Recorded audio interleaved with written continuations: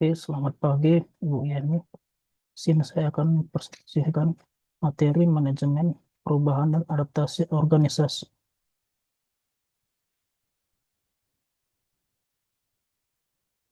Yang pertama itu adalah apa itu manajemen perubahan. Manajemen perubahan adalah pendekatan terstruktur untuk memastikan bahwa perubahan dapat diimplementasikan secara menyeluruh dan berkelanjutan. Ini mencakup strategi, proses, dan alat yang digunakan untuk mengolah sisi manusia dari perubahan untuk mencapai hasil yang diinginkan. Tujuannya adalah untuk meminimalkan dampak negatif dan memaksimalkan manfaat dari perubahan. Mengapa manajemen perubahan penting? Yang pertama adalah mengurangi resistensi, yaitu setiap perubahan biasanya menghadapi resistensi. Change management membantu mengidentifikasi dan mengatasi resistensi tersebut melalui komunikasi dan pelibatan yang efektif. Yang kedua adalah meningkatkan adopsi. Dengan manajemen perubahan yang baik, tingkat adopsi dari perubahan yang diterapkan akan lebih tinggi sehingga tujuan perubahan lebih cepat tercapai. Ketiga adalah meningkatkan kinerja. Perubahan yang dikelola dengan baik dapat meningkatkan kinerja organisasi dengan memastikan bahwa karyawan memiliki keterampilan dan pengetahuan yang diperlukan untuk bekerja di lingkungan baru. Yang keempat adalah mengurangi risiko. Manajemen perubahan membantu mengidentifikasi dan memitigasi risiko yang terkait dengan perubahan, termasuk potensi gangguan operasional dan penurunan produktivitas. Selanjutnya adalah tahapan manajemen perubahan. Pertama itu adalah prepare for change, yang artinya persiapan untuk berubah. Letak pertama ini penting untuk mempersiapkan pendekatan yang matang. Yang diperlukan adalah menganalisis kebutuhan perubahan, membangun koalisi, dan membuat rencana awal. Yang kedua adalah manage change, artinya kelola perubahan. Ini adalah inti dari manajemen perubahan. Di tahap ini mulai mengimplementasikan rencana yang telah disusun. Memastikan semuanya berjalan sesuai rencana. Berapa langkah penting di tahap ini meliputi komunikasi yang jelas, pelatihan dan dukungan, pemantauan dan evaluasi. Yang ketiga adalah sustain outcomes, artinya mempertahankan hasil. Tapi ini memastikan bahwa perubahan ini bertahan lama dan benar-benar membawa dampak positif dengan cara reinforcement, evaluasi berkelanjutan, dan menjaga budaya baru. Selanjutnya adalah langkah-langkah dalam manajemen perubahan. Yang pertama adalah identifikasi kebutuhan perubahan, yaitu menilai situasi saat ini dan menentukan kebutuhan akan perubahan. Mengidentifikasi area yang memerlukan perbaikan atau penyesuaian berdasarkan analisis data dan feedback karyawan. Yang kedua adalah perencanaan perubahan. Mengembangkan rencana perubahan yang mencakup tujuan, strategi, dan langkah-langkah yang diperlukan. Mengidentifikasi sumber daya yang dibutuhkan dan menyusun timeline implementasi. Yang ketiga adalah komunikasi. Komunikasi tujuan dan manfaat dari perubahan pada seluruh stakeholder. Menggunakan berbagai saluran komunikasi untuk memastikan pesan perubahan tersampaikan dengan jelas dan efektif. Yang keempat adalah pelaksanaan perubahan. Mengimplementasikan perubahan sesuai dengan rencana yang telah dibuat. Melibatkan karyawan dalam proses perubahan untuk meningkatkan rasa kepemilikan dan dukungan terhadap perubahan. Yang kelima adalah monitoring dan evaluasi. Memantau progres perubahan secara berkala dan mengidentifikasi hambatan atau masalah yang muncul. Melakukan evaluasi terhadap hasil perubahan dan membuat penyesuaian jika diperlukan. Yang keenam adalah pembelajaran dan pengembangan berkelanjutan, yaitu mengumpulkan pelajaran dari proses perubahan dan menerapkannya pada inisiatif masa depan.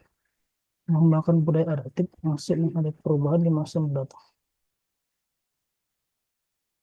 Selanjutnya adalah strategi manajemen perubahan. Yang pertama adalah strategi empiris rasional. Ini adalah strategi yang cukup logis, mendasar perubahan pada fakta dan data. Jadi perlu memastikan bahwa semua orang memahami manfaat yang akan mereka keluarkan dengan edukasi dan komunikasi yang transparan. Yang kedua adalah strategi normatif reduktif. Strategi ini budaya dan nilai-nilai menjadi pusat perhatian. Intinya jika ingin mengubah cara kerja atau perilaku orang-orang, harus menilai keyakinan mereka terlebih dahulu. Yang ketiga adalah strategi kekuasaan korsif. Strategi ini agak keras dengan lebih mengandalkan kekuasaan atau otoritas untuk menerapkan perubahan, terutama dalam situasi darurat. Yang keempat adalah strategi lingkungan adaptif. Strategi ini fokus pada menciptakan lingkungan yang mendukung perubahan. Strategi ini menciptakan kondisi di mana perubahan menjadi solusi alami. Yang kelima adalah strategi persekutif. Nah, adalah strategi yang melibatkan semua orang dalam proses perubahan. Komunikasi dua arah dalam sesi diskusi terbuka sangat penting dalam strategi ini. Karena karyawan diajak untuk memberikan masukan dan berperan aktif. Selanjutnya contoh manajemen perubahan. Pertama, transformasi digital, perusahaan teknologi, merger dan akuisisi di sektor perbankan, perubahan budaya dan perusahaan manufaktur, pengembangan teknologi baru di layanan pelanggan. Contoh jenis framework manajemen perubahan ada ASCAR, Lewin Change Management, McKinsey 7S Framework, Bridges Transition Model. Pertama adalah ASCAR. Awareness menciptakan kesadaran tentang perlunya perubahan, desire membangun keinginan untuk berpartisipasi dalam perubahan. Knowledge adalah memberikan pengetahuan tentang bagaimana melakukan perubahan. Ability adalah melatih kemampuan untuk mengimplementasikan perubahan.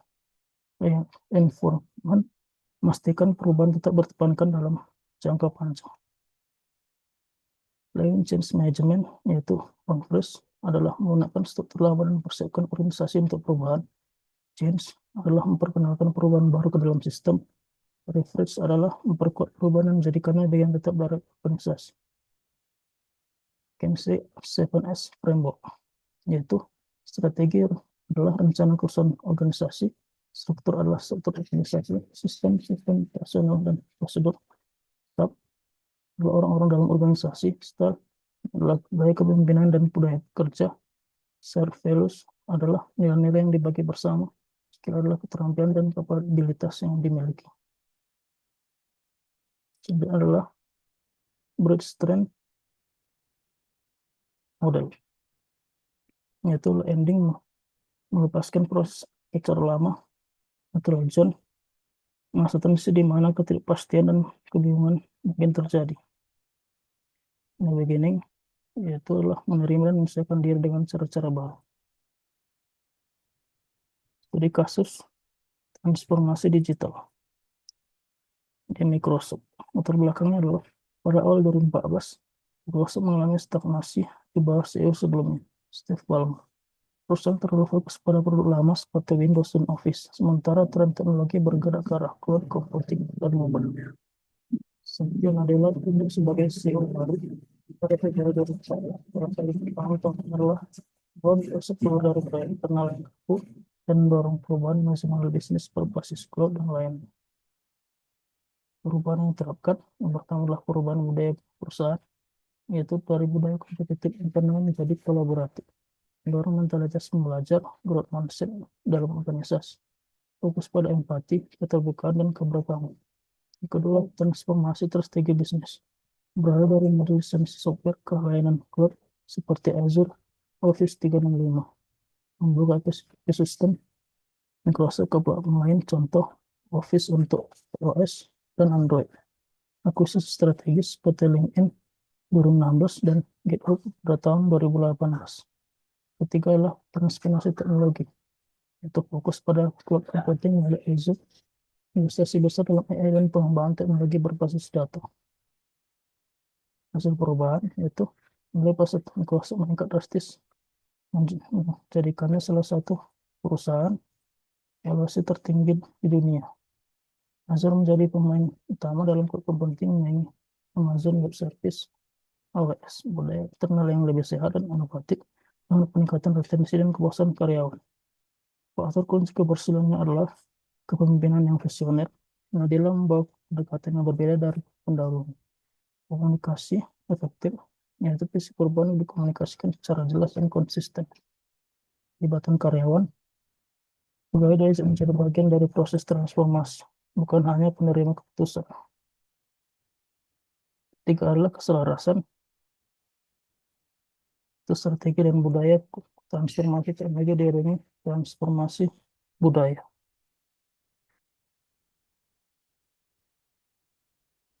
Oke, terima kasih. Cukup sekian presentasi dari saya. Terima kasih Bu Yen.